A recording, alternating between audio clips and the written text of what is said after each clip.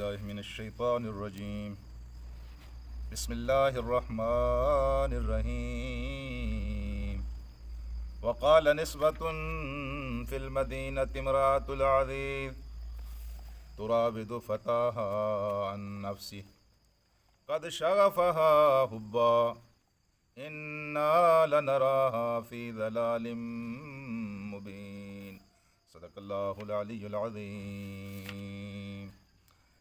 رفقائے محترم، حضرت یوسف علیہ السلام کا تذکرہ اس موڑ پر پہنچا ہے کہ سیدنا یوسف علیہ السلام پر جو الزام رکھا گیا تھا اور عزیز مصر کی بیوی نے سیدنا یوسف علیہ السلام کو اپنے مقاصد کے لیے جس طرح استعمال کرنا چاہا تھا، وہ بات اس حویلی میں، وہ بات اس ماحول تک محدود نہ رہی بلکہ باہر نکل گئی، اور خصوصاً اشرافیہ اور ان کی بیگمات میں یہ بات عام ہو گئی اور جگہ جگہ پہ اس بات کے تذکرے ہونے لگے. قرآن مجید میں تو اس کی تصریح نہیں آئی ہے، یہ بائبل وغیرہ میں اس کی جو تصریح آئی ہے وہ یہ ہے کہ اس معاشرے میں بدکاری کوئی برا کام، اتنا برا کام نہیں سمجھا جاتا تھا، یعنی زنا کا کلچر عام تھا. البتہ جبراً کسی کے ساتھ بدکاری کرنا معیوب سمجھا جاتا تھا، یا نکاح والی عورت کے ساتھ بدکاری کا ارتکاب معیوب سمجھا جاتا تھا. ویسے کھلے عام اتنی یہ کوئی کبھی حرکت نہیں تھی، یہ اس کا ایک کلچر تھا، اس کی ایک تہذیب تھی. خدا معاف کرے، اس وقت ہمارے جو اونچا طبقہ ہے اس میں بھی اس وقت یہ مصیبت عام ہے. اس میں اس کو کوئی گناہ بھی نہیں سمجھا جاتا، اس کو کوئی خطا بھی نہیں سمجھی جاتی اور اس کو کوئی عیب بھی نہیں سمجھا جاتا. دیکھتے یہ ہیں کہ تہذیب بالکل اپنی پرانی جگہ پہ کھڑی ہوئی ہے، اس میں کوئی تھوڑا سا فرق بھی واقع نہیں ہوا ہے، حالانکہ یہ حضرت یوسف علیہ السلام کے دور کا تذکرہ تھا. بہرحال یہ بات جب باہر نکلی تو قال نسوتن، کچھ خواتین نے کہا، فی المدینہ، شہر کی کچھ خواتین نے کہا کہ امراۃ العزیز، یہ عزیز مصر کی بیوی کو کیا ہو گیا ہے جی، اس کا دماغ خراب ہو گیا ہے. کہ اگر تو نے کوئی بدکاری بھی کرنی ہے تو اپنے سٹیٹس کے بندے کے ساتھ کر، ہاں جی، اور تم قبطی خاندان سے تعلق رکھتی ہو، اور وہ خاندان اس وقت کا معزز ترین خاندان تھا. اس وقت عرب کے لوگوں کو دوسرے درجے کا آدمی کا سمجھا جاتا تھا.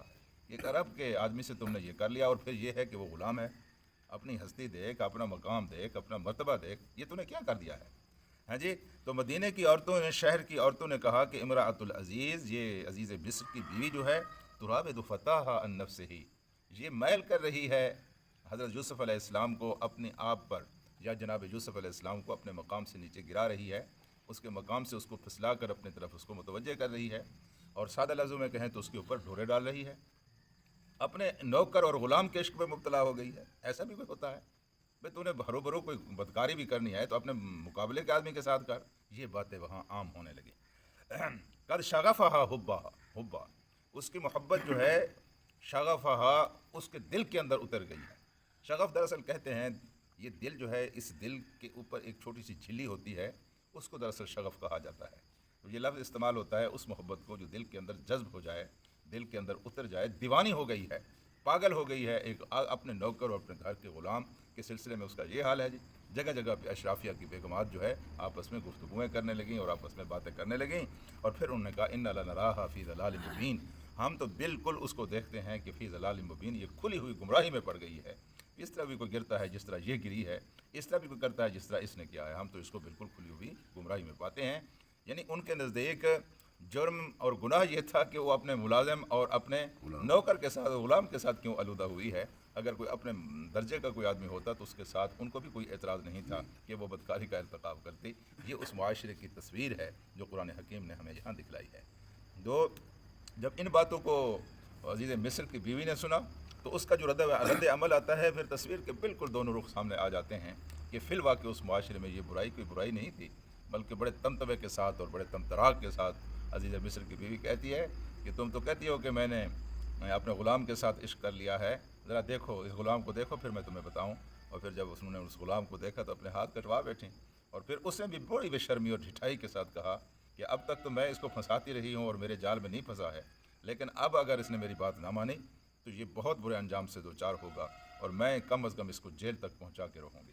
بڑی تڑی لگائی، یہ جائے کہ شرمندہ ہو، یہ جائے کہ اس کے اوپر وہ خجالت محسوس کرے، ندامت محسوس کرے. اس نے الٹا ان کو یہ کہا کہ یہ جو کام میں کر رہی ہوں اس میں میں حق بجانب ہوں. حق بجانب ہونے کی دلیل کیا ہے کہ نوجوان خوبصورت ہے، خوبصورتی گویا گناہ کا جواز بن گئی.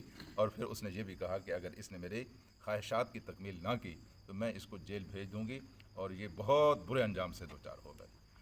تو میرے دوستوں اور ساتھیوں، کلچر اور تہذیب دراصل نیچے سے نہیں بنتی، اوپر سے بنتی ہے۔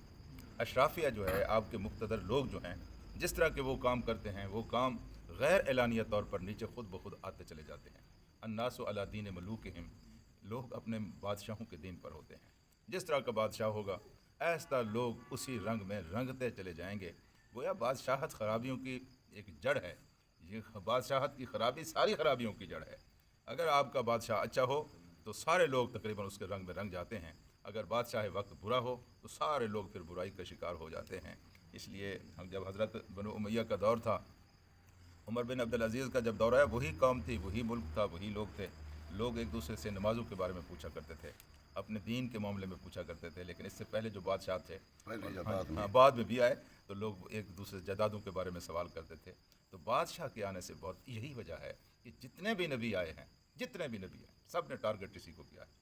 دیکھیں حضرت موسیٰ علیہ السلام کی ٹکر کس کے ساتھ ہوئی ہے؟ وقت کا بادشاہ ہے۔ حضرت ابراہیم کی ٹکر کس کے ساتھ ہوئی ہے؟ وقت کا بادشاہ ہے۔ جو جتنے بھی انبیاء علیہ السلام آئے ہیں، گویا ان کو شعور تھا اس بات کا کہ جب تک اقتدار ان خدا سے پھرے ہوئے لوگوں کے ہاتھ میں ہے، اللہ تبارک و تعالیٰ کی مرضی اس زمین پر نافذ نہیں ہو سکتی۔ یہاں فساد ہی فساد پھیلے گا، اور اوپر والا طبقہ جس طرح کا ہوگا، نیچے والی قوم بالکل اسی رنگ میں رنگ جائے گی، اور اس کا رنگ اس کے اوپر چڑھ جائے گا۔ تو یہ بہرحال قرآن حکیم نے ایک تصویر دکھائی ہے۔ اللہ سے دعا کرتے ہیں کہ اللہ ہمیں قرآن کو سمجھنے، اس پر عمل کرنے کی توفیق عطا کرے۔ اللہم صلی علی سیدنا و مولانا محمد و علی آلہ